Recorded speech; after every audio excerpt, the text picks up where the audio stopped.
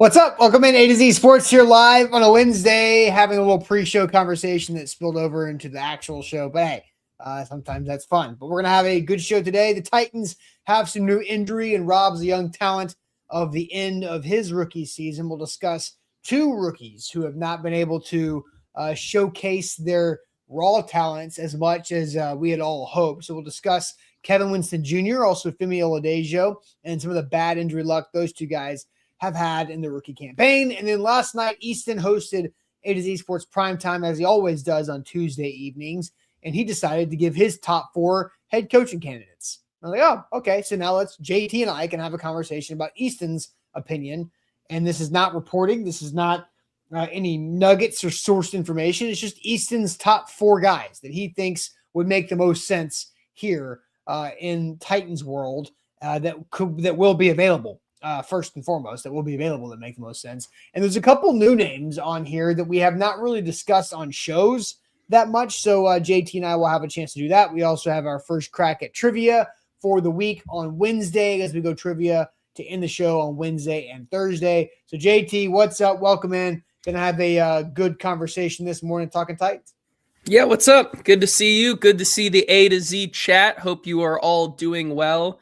Yeah, the conversation we're having is that this show is usually, we don't have a brand sponsorship, but this is a predominantly Celsius show. And so It was a little bit of a whiplash when I show up with a sugar-free Red Bull this morning, but my justification is they were on sale, and It's actually like 40 milligrams of caffeine less than a normal Celsius. So, but does it have all the vitamins that Celsius? I guess not, but am I really? I guess it's a nice benefit of the Celsius, but that's not the main goal. The main goal for me is the caffeine, and so I need that extra 40 milligrams of caffeine. That's fair. It was a business decision for me. They were on sale. I said I'll take some less caffeine for a deal, and so that's what I'm working through right now. But it is good to see you. It's good to see the chat. Bork says, JT, please take care of your body. I'm drinking less caffeine now. That's got to be a pro. But less vitamins. I can get those other places. That's the trade-off. Either way, good to see you guys this morning. I need a couple things from you guys. First and foremost, before we kick off, if you guys are watching over on YouTube, we appreciate it. First and foremost, if you could lock in and like the show in the words of our great friend King VC this morning. So Jack Longley said, in the spirit of giving and saving VC $5, lock in and like the show. King VC, don't feel like you don't have to either this morning. You can do what you want to do. You can do what you want to do, VC. If you want to really drive home the point this morning, you can absolutely, but we'll do that for you right now.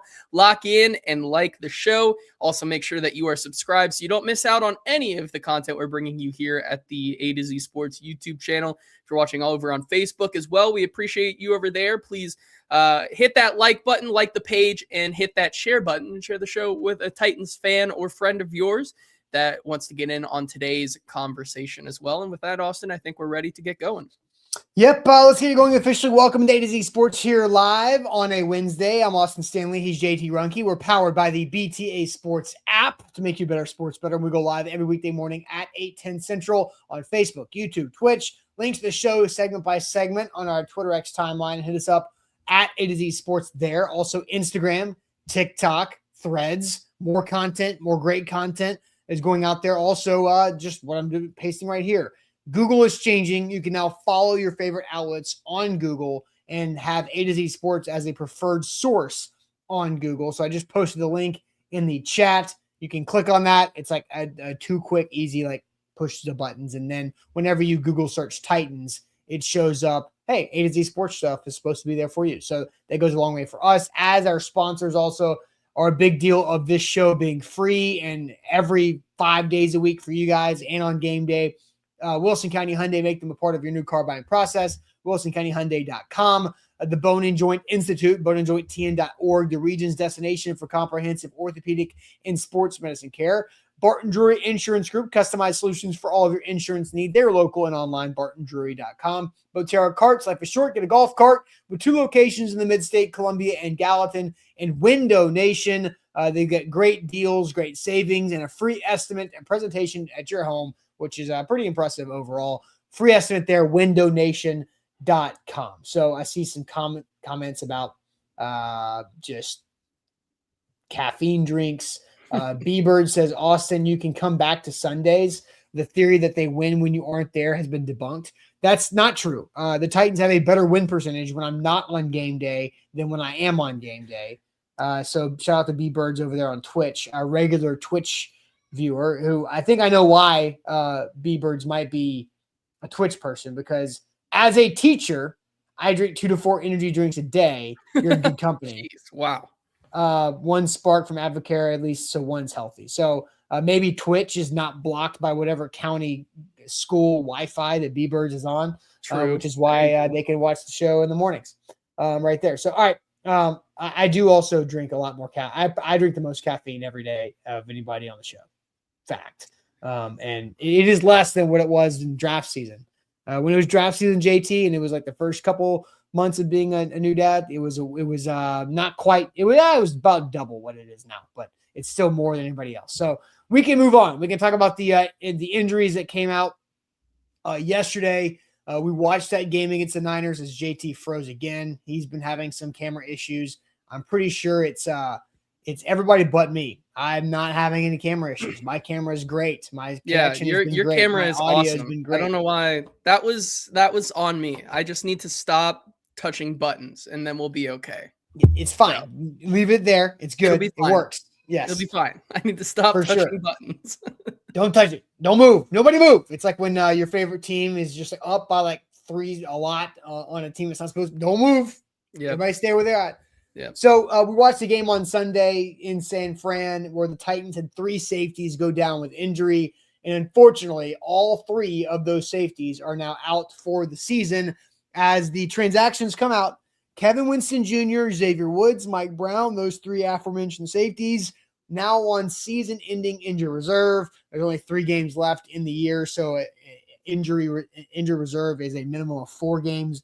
Anyway, so that season is over, and the Titans do add 2 safeties on the roster with Eric Hallett II, a second-year player out of Pittsburgh, and then Sanusi Kane.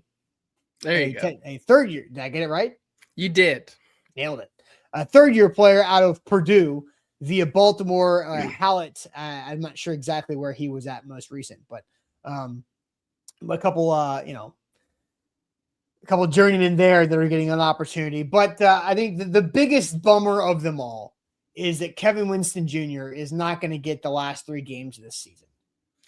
Mike Brown is a quality special teams player for this team. I think Xavier Woods has been a good veteran to step in next to Amani Hooker and show up and be there and do the veteran type things. But man, Kevin Winston Jr. not getting to finish out this season is a tough blow. And I tweeted whenever, I think it was Jim Wyatt's tweet from during the game that Winston Jr. questionable with a hamstring. I was like, man, that one of the last fun things to watch about this defense was Kevin Winston Jr. and now he's gone. That's tough. So JT, your thoughts on the trio of safety injuries? Yeah, well, first of all, it is pretty funny that, and of course, in the Titans world, this always seems to happen. Xavier Woods, who is a guy, a journeyman at this point, who is known for staying on the field and staying healthy. Of course, he comes to the Titans and gets banged up and goes on IR for like the first time in his career. He's been locked down in terms of injury for, I guess, like 7 years now at least. And so of course he goes to Tennessee and he gets an injury. Of course, it's been a rough season, so it doesn't matter that much, but it is just funny to point that out. The Kevin Winston Jr. one is really unfortunate though, right? Because he has had his up and down moments, but overall he's been pretty good for this defense. He's really stepped up in the games that he was able to play. Of course, he's a guy who I want to say he didn't play until week 6 or so. maybe week 5. He had to He's take played some 10 time. games. So I can't remember exactly. I'll pull it up in a second. I've got his Yeah, stats. it's right around there. But another guy who also is not going to play his full first season, which is really a bummer because he, like I said, there were some good things and some bad things. I think it is fair to say that he has not necessarily been playing the position that makes him the most comfortable. They've been asking a lot of him the past couple of weeks, making him play more big nickel type of defense because of how slim they are at cornerback, and having him to really try to be able to play that position just out of necessity. And that's where you've seen him get beat a lot. And I think that's really unfair to him in that sense. But the things that he does well at his normal position, safety, in the run game, off of certain blitz packages, certainly as being in the last line of defense, he's one of the guys that has been really, really good. He certainly, for my money's worth, playing the safety position, has been stronger than Amani Hooker this season. And I think that is a really positive thing for him and his development. Now, what isn't positive for him is the fact that he is now going to miss out on I would say almost half, or just about 40% of his rookie season. And we'll get into the bigger conversation of this, and we'll get to how this affects the Titans. We can get to people's comments on Winston in general, but now this is 2 out of 3 of the Titans' top 100 players that they picked in the 2025 draft that have now missed a substantial portion of their rookie season in what is supposed to be a new culture that draft develops and retained. They drafted these 2 players with the hopes of, as Mike Borgonzi put, 12 picks over the next 3 years in the top 100. So far, it's not looking great because 2 of the 3 of those 12 picks, ideally, that he wants in the top 100, have missed out on important developmental time for this team, especially in a year like this that has been so lost. And so it's really frustrating and unfortunate. So Winston's first game was week 5 against the Cardinals, that first win of the season.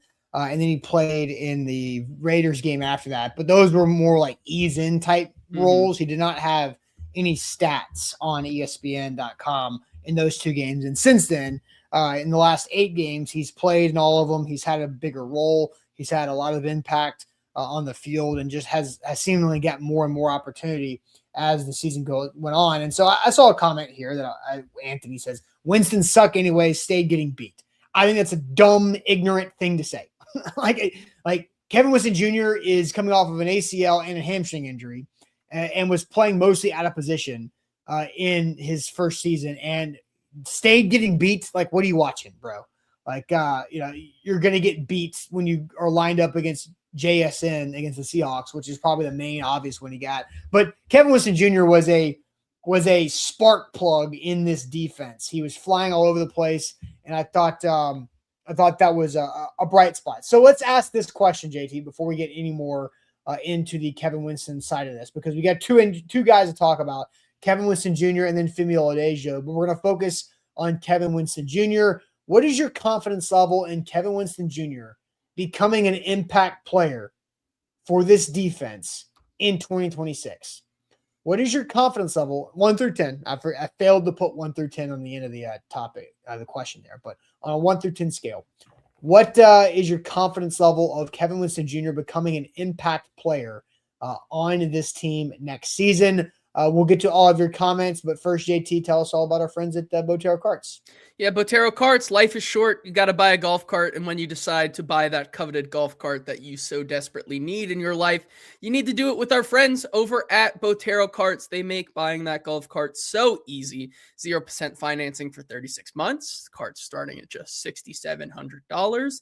They're open 7 days a week with a full service sale and rental dealership that is locally owned and operated, with 2 locations to serve you in the Middle Tennessee area. There's one in Gallatin and one, which is their new location, in Columbia, Tennessee. They have no dealer fee and no credit card fees, so there's no hidden fees that pop up when you buy your shiny new golf cart. And it is shiny and new because they are all stored indoors, out of the weather and the cold and the elements, in their great facilities over there at their dealership. And they also have a no credit needed option if you want to take that route when financing your golf cart. Life is short. Buy a golf cart, like they say, and do it with our friends at Botto Carts. BTA Sports, become a better sports bettor. It's just going to get more interesting as the playoff push is here. The playoffs are on the horizon, as is the Super Bowl and Major League Baseball on BTA Sports for next season. The best deal you can possibly get is a great Christmas gift to yourself with a year-long subscription, 12-month subscription for just $79, and you get 2 weeks for free on the front end of it. So you get a 2-week free trial. That's 14 days of a free trial with code AtoZSports when you download the BTA Sports app. For $79, you get the next 12 months. That is basically the entire NFL season next year, Major League Baseball all next year, plus the upcoming playoffs and Super Bowl run in the NFL. So you got that right there with BTA Sports to become a better sports bettor, better fantasy football player. I think the Major League Baseball fantasy aspect of this is going to be a game changer for so many people. Not just betting on baseball, but fantasy baseball. My God, BTA Sports can help you guys out quite a bit right there with BTA Sports. Download the app. AtoZSports is how you get that year-long subscription for just $79 after a 14-day free trial. To the chat you go, JT. 1 through 10 scale. What's your confidence level on Kevin Winston Jr. being an impact player for this defense next year? Sharman kicks us off here and says 8, Rooney with a 9, Joshua with an 8, Jonathan with a 9, Keeland with an 8, Daniel Caribbean says 10, it's obvious, 8, 9, Stephen with a 6, 8 from Demario, 6, 6 from Ken and IR, Tall Texan says 8 on tackling, 4 on coverage, 8.8 from Nick Ewing there. Mike Bell says 9. Ryan says 6. Jack says 6. If we don't get corners, though, he doesn't know how impactful he can be. 7 from Nightshade's Frustrated Mind says 9.5, 9.5 there. Brandon with a 7. Bork with a 7.5. Scotty with a 7. Winston will be good, 7 out of 10. Deborah with an 8. Wayne with a 5.5. Titan Smiles with a 8. Cristoforo 8, 7. 8.7. Jason calls him the steal of the draft. Orlando says 5.5. Brad says 7.5. Wes with a perfect 10. Jeff 5.1. Vanessa 5. Sean 10 easily. Talent is there. Watch the tape. So certainly people are very, very confident in Kevin Winston Jr.'s ability coming into next year to be an impact player. And I would frankly have to agree with them. I agree a lot with, I want to say it was Jason. I don't remember, but he was steal the draft comment. Yeah, he was undoubtedly talked about the steal of the draft because of the type of player that he was. I remember going back to when I was covering the draft, there was discussion about if Kevin Winston Jr. was healthy, would he be up there in the same realm as a Xavier Watts, as a Nick Emenwari, those types of safeties that went in the early second round. I think that's fair. Of course, the ACL is something that he had to battle back from. And we all know, as we've learned over the years, watching Titans players and just NFL players in general, the year after the ACL recovery is not really representative of who you are as a player. Yeah, as Nick said, second year after his ACL injury is another benefit for Winston next season. Yeah. Absolutely. It's also hard to, it's not like you look at what Nick Emenwari is doing, and I think that is just a special player for Seattle, but he's been playing pretty well. Xavier Watts is having an up and down season. Like rookies, they're not going to be finished products in year one, and you certainly aren't asking them to be finished products in I guess the terrible season that the Titans are having, right?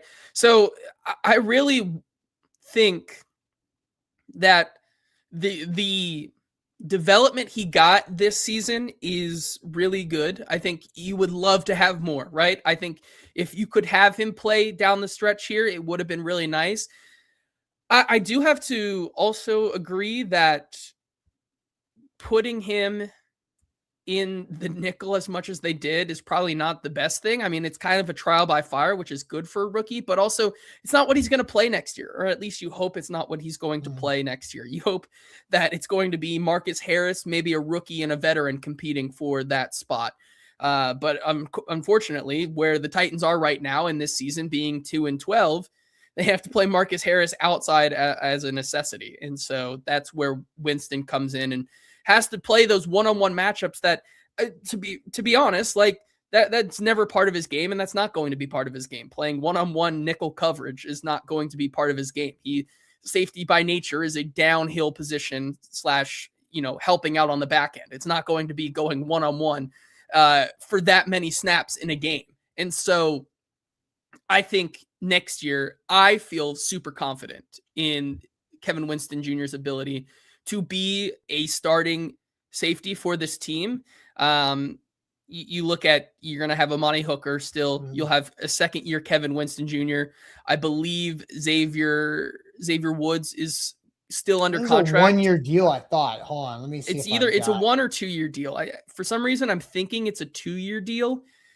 But you can double check me on that. Either way, like if it is, I'm sure that Kevin Winston will have a healthy rotation with Xavier Woods. 2 year. Yeah, you're right. 2 year, 10 years. And so he'll have a healthy rotation, and he absolutely will be an impact player next year. I'll put it at an 8.5 because you never know with some of these things, right? The hamstring, obviously, those soft tissue injuries can be a real bothersome thing in the NFL, especially with Titans players in the secondary, as we've learned over the years. But I feel as long as he is good to go, I feel super confident that he can be an impact player. So I think obviously injury health, that's something that is out of the control whenever we're talking about this, having this type of conversation. So we all have to somewhat assume health when having this conversation. So if that's where we're going, current minority owner of the Nashville Predators, Nick Saban, said that Kevin Winston Jr. first-round talent if he didn't have the ACL this past year's draft. So right there with what you're saying, the Ewanwari and Watts conversation of top safety in the draft as far as that talent go. And what I saw from Winston Jr. in training camp, he popped off that field in practice of just flying around, throwing his face in it, not scared, not hesitating at all. 9.5. Kevin Winston Jr. is all but a guarantee to be an impact player next year for the Titans defense. I am so damn confident in this. I'm so bummed that he didn't get the last 3 games to kind of continue to get his feet wet, to learn on the fly, and to get those real-time reps, because this guy's a stud. He is a stud. He's fast. He's quick, twitchy. He's long. He is stronger than he looks. He's wiry, he's tough, and he ain't scared of a damn thing. And he plays fast. He's not just fast. He plays fast. And I love his attitude of how there was something I was listening to. I would jumped in to pull up a audio stream of Titans radio or something. And I heard a voice, and it was clearly a player, like a report from the locker room. I heard a voice like, man, I don't know that voice. But that was a really good answer. And it's rookie safety Kevin Winston Jr. I'm like, damn, boom, exactly. Of course it's Kevin Winston Jr. Like that guy's he's a freak, he's a stud. I'm a big time buy stock now in Kevin Winston Jr. if you have that opportunity, because he is just going to get better and better. He is going to be a day one starter next year. He's going to be an impact player. He will create turnovers. He'll force fumbles. He'll make plays. He had a sack against the Jags on the opening drive of that game when it was 0-0 before the wheels fell off of that for other reasons. But I'm a big time in Kevin Winston Jr.'s corner. I think he has a chance to be the best player of that draft class. If Cam Ward isn't a franchise player, Kevin Winston Jr. is probably the best player of that entire draft class. And I like Tim DK. I like Gunnar Helm a bunch. And of course, there's Cam Ward, who is the easiest pick to be the best player of that draft, because even if Cam is average, he's the best player of that draft because of the positional value. But I think I'm a big Kevin Winston Jr. fan. Yeah, me too. I am absolutely with you on that one, Kevin Winston Jr. I think just because of like what you said, you talked about the pedigree of player if he wasn't hurt, the kind of steal of the draft where they were able to get him as well. This is a guy that you kind of look at and you say, this guy can be a leader. This guy can be a key cornerstone, which is what they needed out of these draft picks. When Mike Borgonzi says we want 12 top 100 picks in the next 3 drafts is what you're aiming for. You realistically you're saying, hey, we want to get 12 cornerstone pieces of our team over the next 3 years to build this team up and get them back to being competitive. And I have no doubt that Kevin Winston is going to be one of those. I think you can feel good about finding that, yes, he is going to be a cornerstone piece for as long as he's here. It's a little tough, though, because like you said, you would really like to have more of that development time. Certainly, I think he got a lot of it, an adequate amount. You would have liked to see him finish out the season here with this team and get more of that. But yeah, you're right. From the way he was playing in training camp before his injury, where he went a little too hard and had to go back on the injury list. Like he learned a lot of things in his rookie year, and I think it's for the better because he's absolutely going to be a cornerstone piece. Anthony, who's hating on me this morning, because I said that he had an ignorant comment that said Winston Jr. sucks anyways. Anthony says every time Austin hypes up someone, they either don't live up to the hype or get injured. Like who? Where's this list of every time I hype somebody up that they don't pan out or get hurt or get hurt? Anthony, if Anthony has a note on his phone that he's just keeping the notes app receipts on me, I would love to see it because I don't necessarily know who you're talking about. I mean, I'm not saying I'm right on every player that I like. I'm not wrong on every player that I don't like either. I got wins and losses just like anybody else who talks 5 days a week about this. Oh, Austin Hooper being unlocked? Yeah, Austin Hooper's a good tight end. Go look at everything else he's done. Austin Hooper's a good tight end. Oh, Gunnar Helm. From the first time I laid eyes on that guy at practice, I was like, Gunnar Helm's going to be an impact player and a touchdown scorer for this team. That's turning out to be right.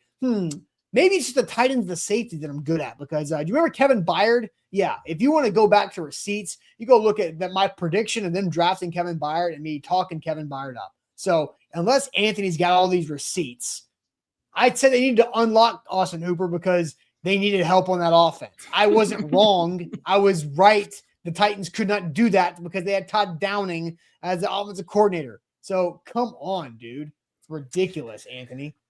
Yeah, let's every time you open your mouth, you're wrong and don't know bleep about football. Anthony, I'm the one who created the company that talks about football for a living. You're the one who's watching the show that I'm on talking about football for a living. I'm not saying I know everything. I'm not saying I know everything, but I know football. I know football. Yeah, I mean, I've had plenty of my fair shares as well. That I cannot stop is I will any year that Chigakonkwo is on this team, I'm gonna say it's his breakout year. Like that's just what it's gonna be because I believe in it, and it's not going to it's not gonna ever work out. But hey, I will gladly be wrong about that either way. Yeah, where were we? Kevin Winston I'm at 9.5 on Kevin Winston Jr.'s impact. You're at 8.5. Yeah, I wanted to go 10. If we are not counting injuries, I'm probably up to a 9 because I mean, there's always room for things to happen, but I'm at a 9. Yeah. Nander brings up Will Levis. Yeah, I thought Will Levis was a dumb draft pick. I said if you're gonna pass on him at 11, then you shouldn't draft him at 33. I thought Will Levis. I created the meme, the draft day note. Anything but Will Levis, no matter what. Not Will Levis, no matter what. All right, so let's get to this next conversation because Kevin Winston Jr. is not the only rookie who's had this rookie season robbed by injury.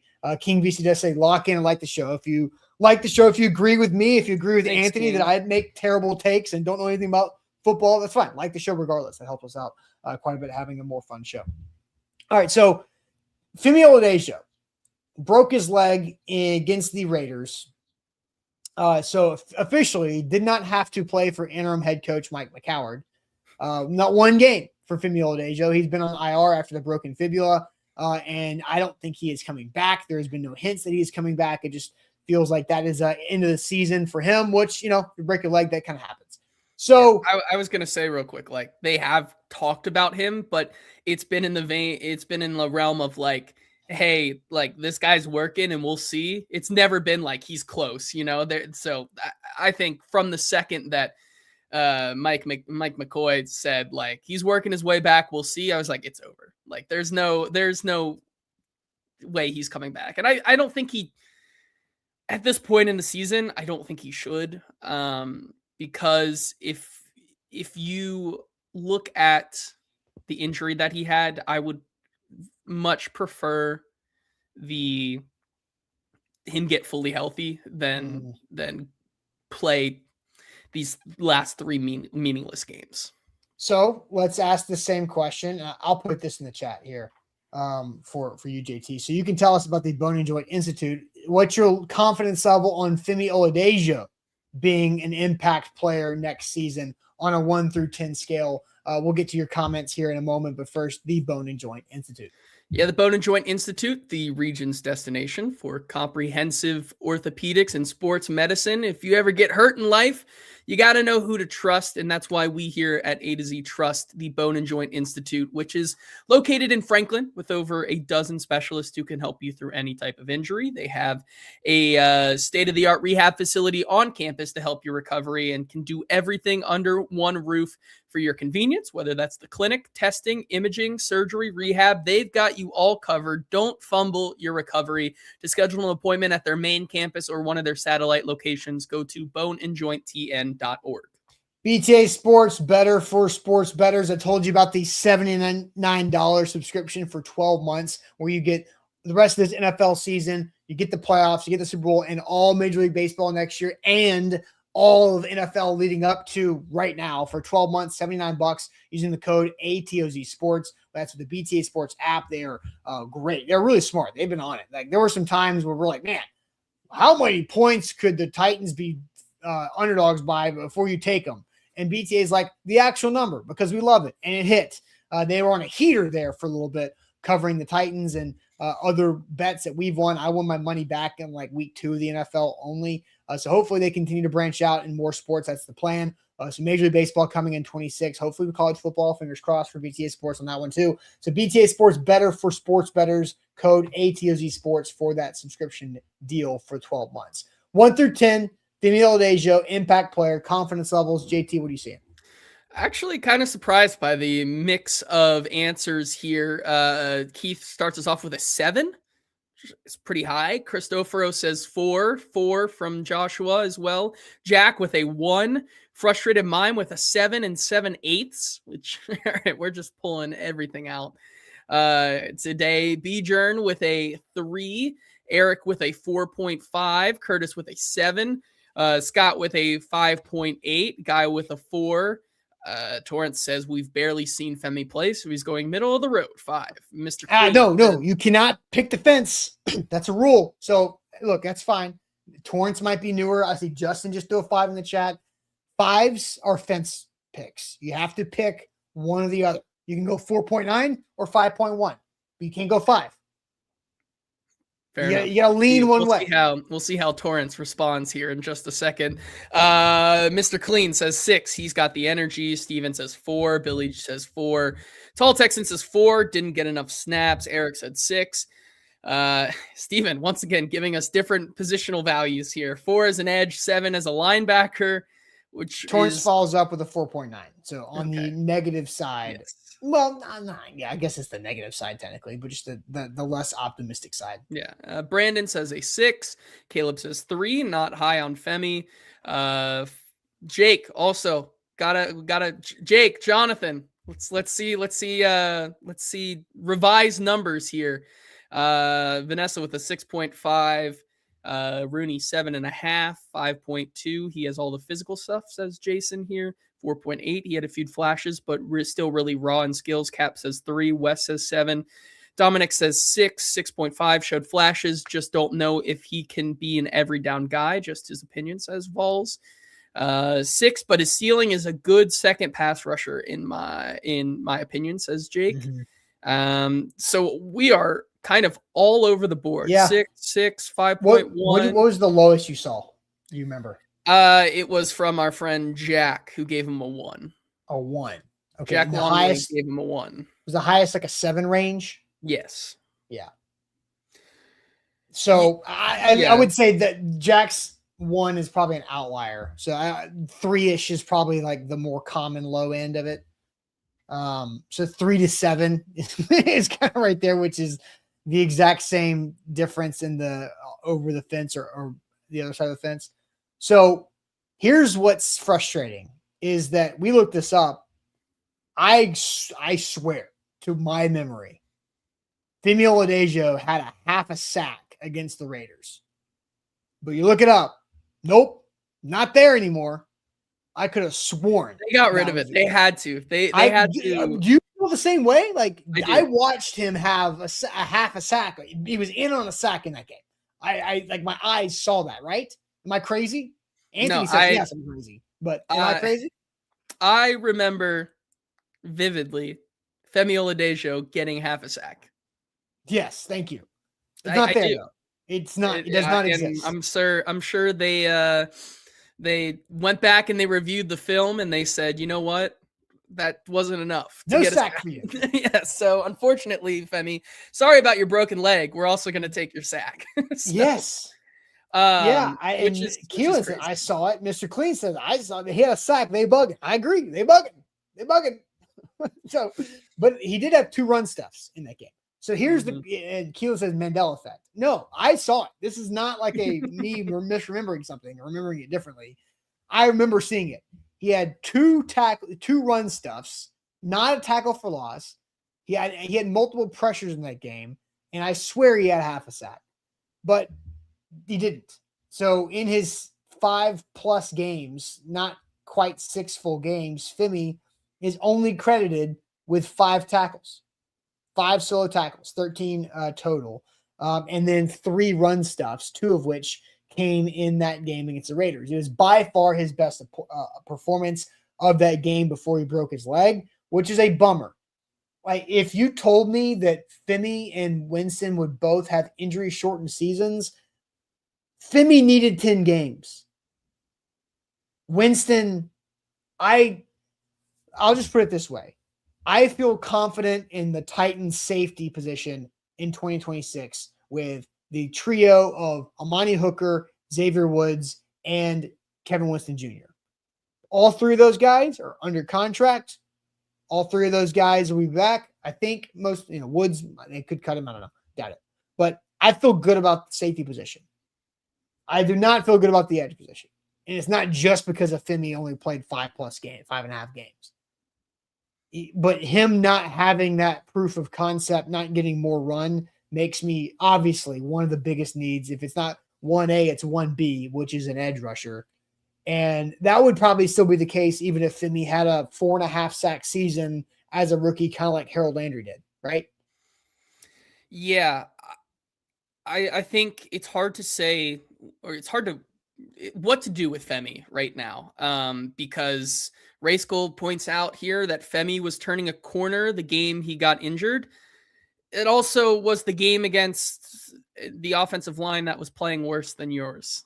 Like the only offensive line that maybe was playing worse than yours in the season so far at the time, which was the Raiders. So like, who's to say how much of that really was progress? I do think there was flashes of progress for Femi at times, but there is still the conversation that even when he was drafted, a lot of people were not very happy with the pick because he is a guy who he was a second round pick. He was the 52nd overall guy, a guy that I really liked in the draft as a late day 2, early day 3 option. And so they take him 15 to 20 picks later.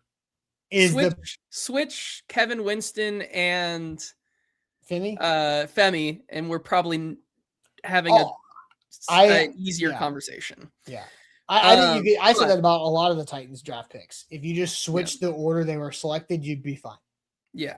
But this is a guy who's incredibly raw. Played 12 games total in his college career as an edge rusher. Didn't convert to edge. That includes the Senior Bowl, by the way. Does it really? Yeah. Okay. So 11 games at UCLA.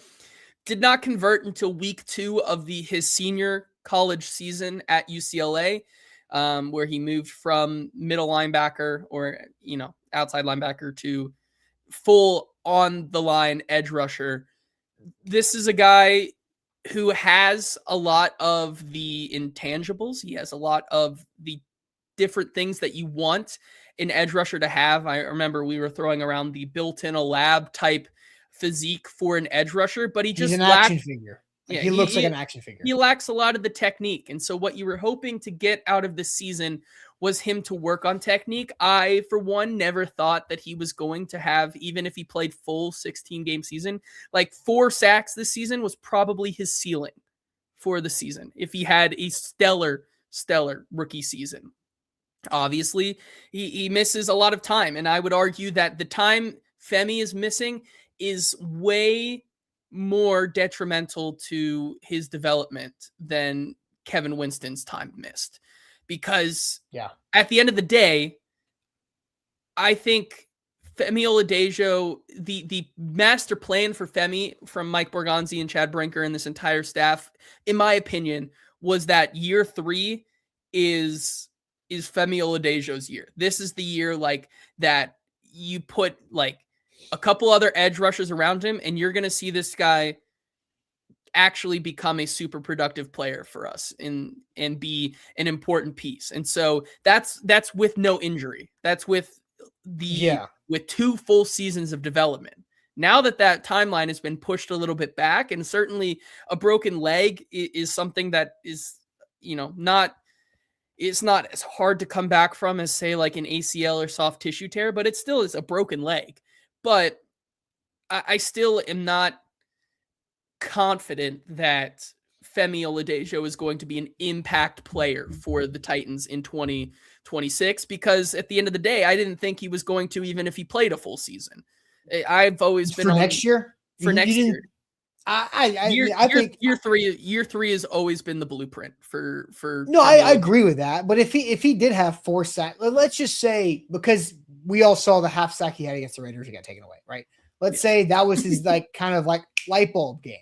Was week 6 against the Raiders. Let's say he puts together a couple sacks. The Titans are scheming up sacks. Jihad Ward, I don't know how many he has now, but Jihad Ward is all of a sudden just I've seen a lot of his crazy sack dance that he has a lot. And I mean, he's playing well. I think Femi could have had some of these.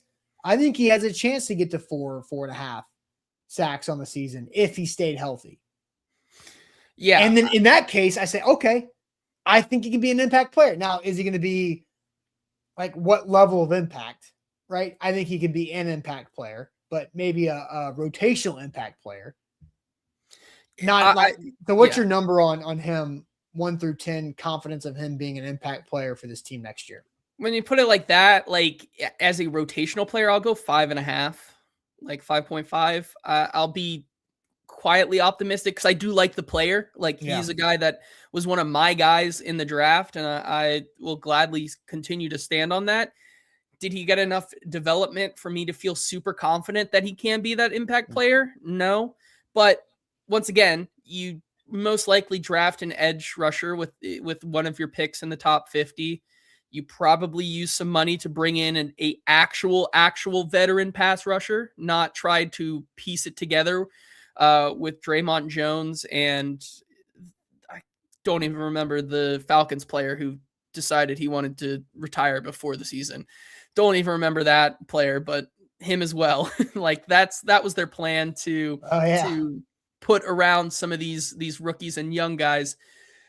I think he can have a little bit more success, hopefully, because he did have he did get a lot of glowing remarks from Denard Wilson and a lot of the coaching staff early in the season that he's getting it. Lorenzo Carter, thank you very much for that one. Not Vic Beasley, the other one. the other one. Treasure. But I do think like he's gotten the NFL way of life in his system, which I think is a big thing for rookies. Yeah. But it's going to continue to be that technique, which only you can really practice if you're fully healthy and taking live reps. And so we'll see. Once again, I'll be just a little optimistic that we can see him in a rotational role next year, having some success, but I'm not going to be over the moon like I was with Kevin Winston. Yeah, that's fair. I'm also at a 5.5. That was my answer before you gave yours. I did see Keelan says Wilson's scheme doesn't value an edge because he likes to bring pressure from all positions, which is true. And I think that is where I remember watching the practice one day at training camp, maybe like the second day of pads or something. And I just remember watching the utilization of Femi in that practice. I was like, oh, okay. That's how you can kind of skip the line on the development a little bit, because Femi is your joker wild card piece to have him just get after the quarterback, like go chase him, go get him, like just let him off the leash and go have fun and get after the quarterback there, not from the traditional edge. Like it was like a Draymond Jones on one side, Arden Key on the other side, Jeff and Sweat in the middle, and then you just have Femi just knifing through some gap. And that can be successful because of Femi's build and his skill set and athleticism. And I still think that's a possibility. I don't know who the D coordinator is going to be. We don't know who the head coach is going to be. We're going to get that in a second. So I still think a 5.5. He can be a situational pass rusher that has a couple moments to get home and can be a disruptor. So I think we're kind of aligned on that one. All right. So we did ask, we get a couple people asking questions in the chat. But what's new on the head coaching front? Deborah asking that. Any rumblings? Cap says Easton head coaching candidates. That's what we're going to get to next, because Easton has his top 4 favorite head coaching candidates for the Titans. As of now, because he's added one new name. And it's a little misleading because he says they're his favorite, but then he kind of walks it back and says the ones he's most interested in right now. So maybe he's Mr. Couch. Mr. Couch, all my opinions to make sure that I can get out of anything that I look wrong on. But hey, that's okay. We all do it. All right, we're gonna get to Easton's 4. There's a new name on here that I don't think we've mentioned once on this entire show.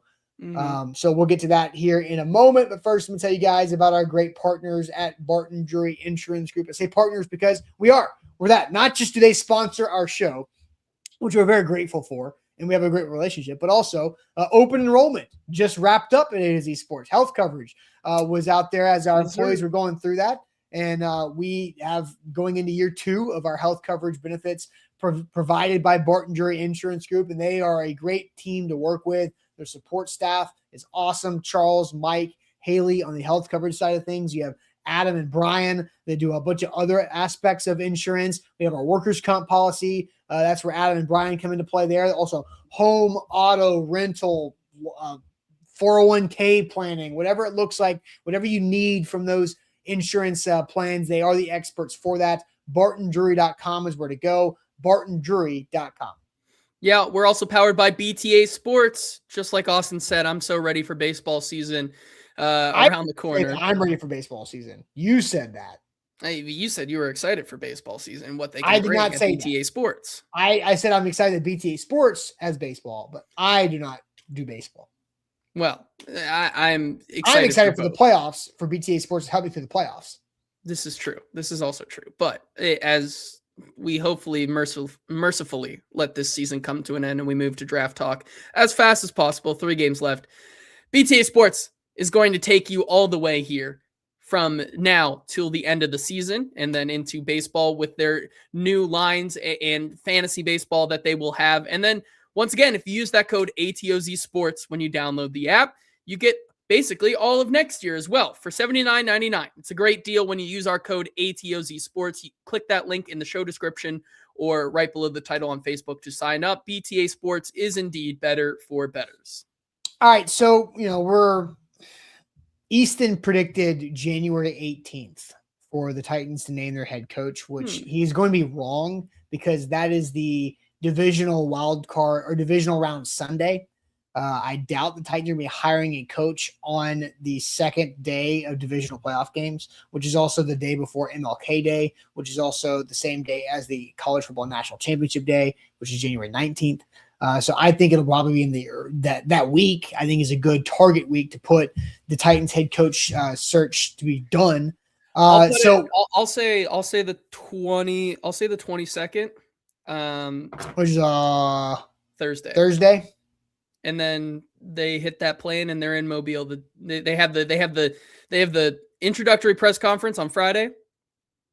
They're in Mobile the next week. And that's a great thing to put because the Senior Bowl starts that following after. Monday, Tuesday. Steven asks if I'm high. I don't know what I've done to make you think that, but no, I'm not. I drink the most caffeine of anybody on the show. But how much caffeine do you drink? Like a day? Yeah. Right now, I've actually if a cup of coffee has what 150 milligrams? No, less than that. A cup of coffee is like 100 max. Oh, okay. So let's say if it's 100. How many cups of coffee you drink? Oh, if they're 100. Here's the thing, coffee does not work on me. So no, I know, but like if we're saying if it's like to put it in a how many beers type thing, like how many like it would probably be. It's 6. All right. Fair enough. Maybe 5. That's a lot. That's a lot more than me. Okay. It's usually like an energy. It's a powder energy drink in the morning and it's a Celsius in the afternoon. I see. Okay. So it's just 2 drinks. I had to know. You and like I usually have a coffee after the show, but again, coffee doesn't affect me. I could take a nap after drinking a cup of coffee. Yeah, I think so too. But I like coffee for a different reason. I actually like the taste of coffee. Same. So. Yeah, it's warm, especially when it's cold. All right, let's get to these coaches. So my point of bringing up the entire timeline of this is because we have probably a month, 5 weeks left of coaching uncertainty. Mm-hmm. And so there's going to be so many names that we're going to hit up over these next bit. We've talked about a lot. But Easton went through his top 4 coaching candidates he is quote unquote most interested in as of right now. So he's putting a lot of qualifiers in that. Now we do know that Robert Saleh is the one that he has been on the longest. He just played against his defense in San Francisco. They have some injuries going on there, but here is his Wikipedia resume on coaching job after coaching job. We know we've talked a lot about the head coaching tenure for him in New York with the Jets. So there's Robert Saleh, as we expected, on Easton's list. Another one of the popular names that's out there is Clint Kubiak, that's him with the Saints because there's not many available pictures of him, but he is the offensive coordinator of the Seattle Seahawks, his first year there. And so he is the son of Greg. What the hell what's his dad's name? Gary. Yeah, right? Gary Kubiak, my goodness. Gary was correct. You're right around there. Again, Clint Kubiak is kind of like just the next round of Brian Callahan, except he actually calls plays as an offensive coordinator, where Brian Callahan did not. So the son of a former NFL head coach and a longtime assistant working his way through the ranks. And again, there's some familiarity here, or some similarity with Callahan's resume, because the Broncos are on it too. So you've got Clint Kubiak there. Now we're starting to get to the lesser mentioned names that Easton has of his 4 right now. Vance Joseph, who is the current defensive coordinator for the Broncos, was also the former Broncos head coach last decade, but was also the Cardinals D coordinator in between there. And a longtime defensive coordinator, head coach experience there with Denver for just 2 quick years, which was after Kubiak, the elder Kubiak, retired or stepped away after Peyton Manning and won the Super Bowl and rode off. Vance Joseph came in for the Broncos for a couple years and then has been back in Denver. So I do think it's interesting that after being fired by the organization as a head coach, that you've been back for now 3 seasons as a D coordinator. That's unique. I think it says something about the character of Vance Joseph. It also, correct me if I'm wrong. Yeah, I was going to say, correct me if I'm wrong. Didn't feel like from the time that Vance Joseph was the coach to now, or when he was, the team went through an ownership sale. Yep. If I'm correct. So ownership sale. Ownership passed away. There was some illness there in the family and some movement. You're not wrong. That probably changes some things. And then of course, Sean Payton goes there. And if Sean Payton asks you to come be the defensive coordinator, I feel like you follow him. No, but I still think there is something to that. That is more unique than you see. Yes. So Vance Joseph. It's the argument of Arthur Smith right now that is being floated around on Twitter and whatnot about coaches coming back to. But Arthur Smith was not fired here. This is true. That's fair. He left for a head coaching job. Mm-hmm. Fair enough. So to come back to a place on a lesser role where you were fired for the higher role, that is a little bit unique. Yes. And then the last name. This is the newer name. We have not mentioned. I do not think. I feel confident in saying this. Confidence level 10 out of 10. We have not mentioned Jeff Hafley once on this morning show until right now. And Easton brought this up. He was. I do not remember him as the Boston College head coach one bit. You are lying to me. That is not real. The Boston College 2020 to 23. That is a lie. I do not believe that happened. But he is a defensive coordinator for the Packers the last couple of years, defensive coordinator with Ohio State. And so he's got some college and NFL experience really all over the place, dating back Big Ten and ACC experience throughout there. So Jeff Hafley is that new name to watch. And I was like, really?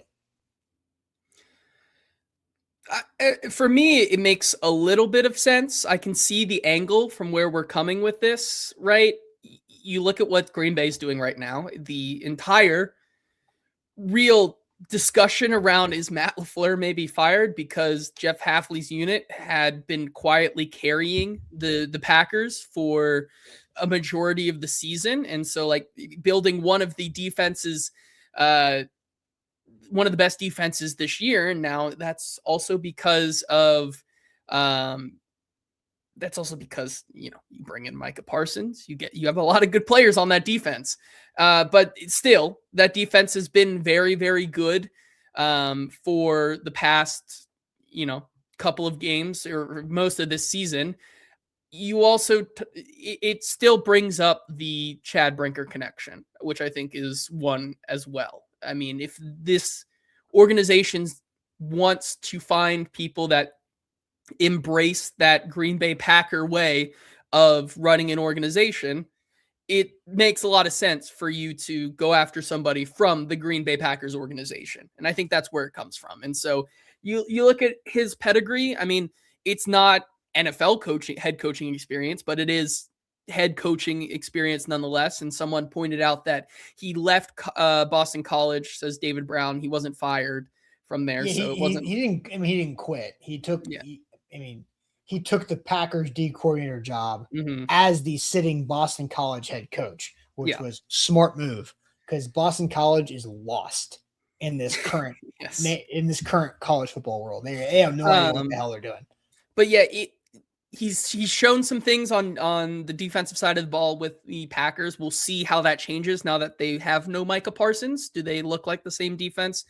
I would guess not, but we'll have to see that. But I think for me, you always just see the Green Bay Packer logo connected to somebody, and it's not hard to connect the dots there. Much like Matt Nagy with Mike Borgonzi, I think the same can be said for Hafley with Chad Brinker. Yeah, now his Boston College head coaching record, it was, not terrible. They were 6-5, 6-6, 3-9, 7-6. Was he the head coach during the when they won against FSU, when FSU was like? No, that was Bill O'Brien. Oh, okay. That was last year, 2024. Because Bill O'Brien just finished his second year. That was Bill O'Brien and Tommy Castellanos went to Florida State and beat Florida State. And then Tommy Castellanos says, "I'm going to go here and play." And then, and then Bill O'Brien and go look up Bill O'Brien, like the Sunshine. You can Google that. And he had a couple big rants this year as the Boston College head coach. So, I think, Jeff Hafley it's a newer name to me. And so those are the four that Easton mentioned last night on primetime as his top four he's most interested in as of right now. Robert Saleh, the Niners D coordinator, Clint Kubiak, the Seattle Seahawks offensive coordinator. You've got Vance Joseph, the former Broncos head coach and current Broncos D coordinator, and then Jeff Hafley. So you get three guys of the four with head coaching experience. Hafley's experience is in college at Boston College. And then you have Clint Kubiak's, who has, does he even have 5 years of play calling experience? I don't think so. No. Kubiak was the offensive coordinator. Yeah. As you see right here with the Seattle Seahawks and the Saints last year. He was the San Francisco 49ers passing game coordinator when Brock Purdy had his best season statistically. And then you look down the list, Denver Broncos, Vikings, worked under Kevin O'Connell, Denver Broncos. He was on that staff with Davis Webb, who has become also hot commodity right now under Sean Payton there. So the pedigree of people that he's worked around, McVay. Yeah, good. He's now here. He's working with O'Connell. He's been with Sean Payton and Davis Webb and all those guys there as well. I still am of the belief that if, as much as people don't want a Nepo hire, as they call it, if they don't want a first-time head coach, if they are still rubbed the wrong way by that, he's the guy to me that if there was going to be one more of these so-called play callers, the Mike McDaniel, the Kevin O'Connell, the Sean McVay, the Kyle Shanahan types, if there was going to be one more that they could add to the list before this era of play callers is gone, it's Kubiak. And so that's the conversation that you have. I believe that he can be that type of coach. He can be that play calling savvy head coach that can get the most out of an offense and make them look like world beaters at times. That's the conversation you have to have with yourself. If you are willing to take that chance that he ends up being one of those greats and one of those unique minds that the NFL has fallen in love with. I just think you have to, you're getting back on the carousel with this organization in the same exact spot. Two thoughts. Jack is correct. Football is nepotism. When will people learn that? Every coach hires their friends and their kids get opportunities based on their names. Same anti-Nepo people would draft Arch Manning first overall. I will just add this. That's why I put it in air quotes, because the world is nepotism. It's not just nepotism, it's networking. It's who you know, not what you know. How many times have you heard that thing? And that matters. It absolutely matters, because it's also who are you comfortable with and who do you feel you can trust in those situations. And I think you could also say nepotism, or you could just say more experience. If I'm trying to sell Clint Kubiak, which I'm making 2 points. Right now I'm trying to sell Clint Kubiak. He's been around football his entire life.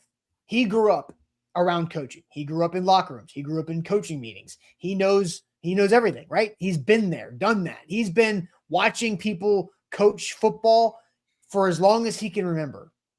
Mm-hmm. That's extra experience compared to somebody who maybe played in college, got hurt or whatever, went the GA route at 22, and they started their coaching career in their early 20s. So there's that's the sales pitch. And Steven says, so has Callahan. Bingo. Right.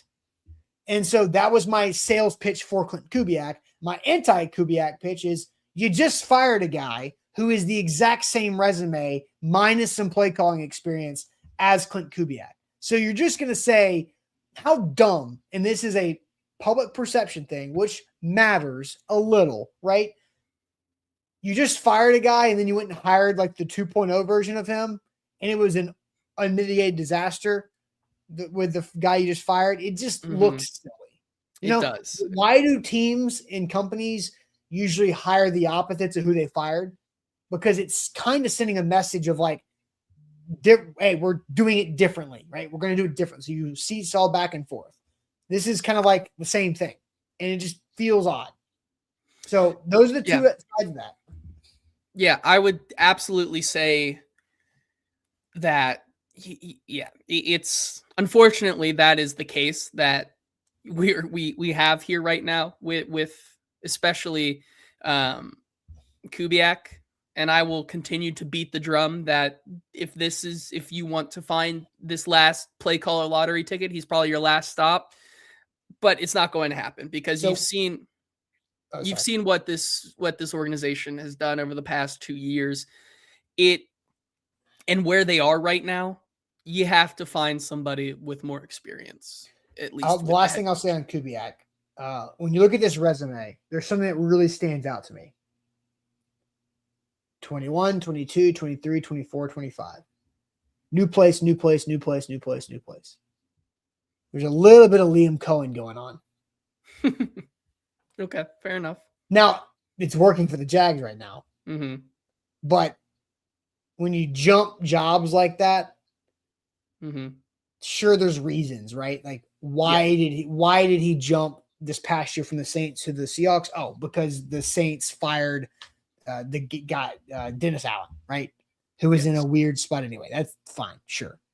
And then why did he jump from San Francisco to the Saints? Oh, because he got an opportunity to call plays instead of just not calling plays because Kyle Shanahan had it. Why did he jump from the Broncos to the San Francisco 49ers? Let's get some Kyle Shanahan experience. Like, so you can like sell all of this, but it's still year after year after year, 5 years in a row, 5 different jerseys, 5 different color schemes in your closet. And that's now this would be a 6th. And Ray School says each place was him getting promoted. Sure. But there's a little bit of that. I think there's, it is kind of like, it is, I'm not saying it's a red flag. It's a question to ask.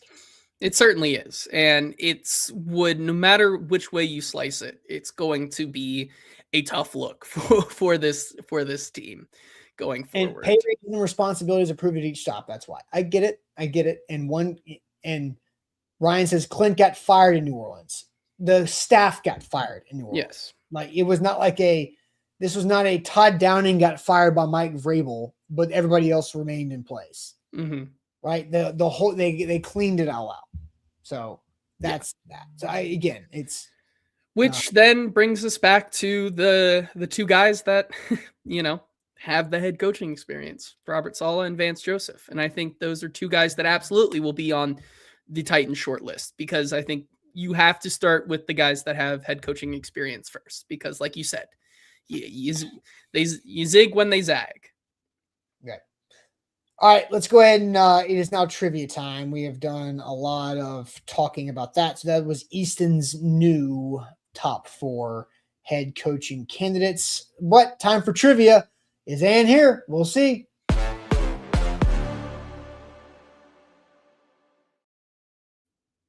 Shout out to Wilson County Hyundai. Make them a part of your new car buying process. You can go see them in Lebanon or online at wilsoncountyhyundai.com. It is a great time to buy a car because it's the end of the year. They need to get these things off the lot, right? Boost those sales numbers, which means you can save some money on that new purchase. They can also buy your trade-in vehicle as well at wilsoncountyhyundai.com. I am ready, JT, for the super transition of show. Oh, I hit the wrong button. Super slow transition of sharing my screen. So I'm going to go ahead and get this started and you can catch up. Sounds good. So I've not seen Ann. There it is. Okay. And I Eric's just saying shade on trivia. How dare you? Crazy. What is that all about? Yeah, Bork is right. The patient will live for 5 minutes on their own, Anne. We need you in here. Like, come on. I Jake hope. says, don't need Anne. I'm here. Okay. All right. Okay. All right, here we go. I've not seen an over-under either. NFL, NBA, NHL, geography, television, movies, music, grocery products. Okay. All right. All right, here we go. Start around the board and finish with celebrity mashup. We'll put 4.5 minutes on the clock. Here we go. Which current day NFL division from the NFC did Tom Brady not face in a Super Bowl? Ooh. West? No, Rams. Rams. North? South? NFC North? Packers? Didn't play the Packers. Didn't. Vikings, Bears, Lions? Yeah, North. Yeah, I think it's the North. Good call. Geography. The Last Frontier is a nickname used on license plate for which U.S. state? The Last Frontier. Alaska? That would make sense of why I haven't seen it. It would make sense. I was thinking Wyoming, but I think Alaska is right. Yeah. From 07 to 09, this VH1 dating show featured a musician as the bachelor, and he would give out backstage passes instead of roses during elimination ceremonies. What? No idea. No clue. No clue. What? I'm going to like, This is tough. Bret Hart. Bret Hart? No, I think, hold on. Well, it's Bret Michaels. Rock of Love with Bret Michaels. okay. Yes. Sure. Okay. Cameron Diaz, Kate Upton, Leslie Mann played 3 women all romantically involved with the same man in this 14 rom-com. I have seen this. Oh. I don't know what it is, though. No idea. Because Paul Rudd's in it. Oh.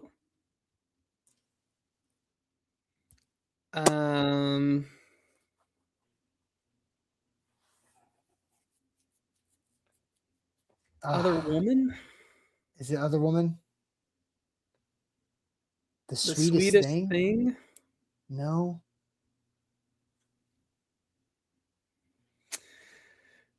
I have no idea. The Other Woman? The Other Woman is what okay, we'll go with it. Everyone says. All right, here we go. Music. All right, nice. I'm so 3008, you're so 2000 and late. Oh, that's Boom Boom Pow. Boom Boom Pow. Yes. All right, I zoomed in for you guys. Okay. Grocery. This brand is considered the #1 selling baby food. Gerber. That's the only one I know. Yeah. Never bought it yet. After posting a career-high 63 assists as a rookie, this Islander center won the 18th Calder Trophy. JT? Not Besser. The other one. Not Besser. Barzal. Matthew Barzal. Spelling? Barzal. There you go. NBA. Go. Charles Oakley, Doug Christie helped this Eastern Conference team make their first playoff appearance in 2000. Doug Christie. This is the net. No. Got no idea. Doug Christie. Nick Raptors? says Raptors. I believe. Yeah. Okay, we'll go with that. Celebrity mashup. Ooh. The outside looks like Joel from Community, like the hair. You yes. What's his name? Joel McHale. Hale. Yeah, I thought the same thing. Glenn Close. Close. Boom. Nice. 4 minutes. That was the delay. We got in 3:57. Mm-hmm. Still, that was an under 4 minutes score. Oh, now, that's who Glenn. Oh, okay. All right. She's in the new Knives Out movie. Very good, by the way. So that makes sense. The new one? Yes. Yes, that is that's an easier board. It was a pretty easier board. Yes. Mm-hmm. But hey, we'll take the dub where we can. No Anne, too. We were able to get the woman without Anne, so. Well, we'll take it. Yeah, we will. The NHL move was pretty clutch. You're welcome. Yes, I remember Barzal it was him and because I was thinking Besser and Tavares and Barzal, and I was like, both those guys have been around before Barzal. So yeah, well, we got it. All right, that's it for us. Who's Ann? Good job, Ann. Hit that like button, like the show. We'll catch you guys tomorrow. We'll see if we can go 2 for 2 on a trivia. Here we go. Like the show on the way out the door. We'll catch you guys later. Buck Rising Live for prime time tonight. See you.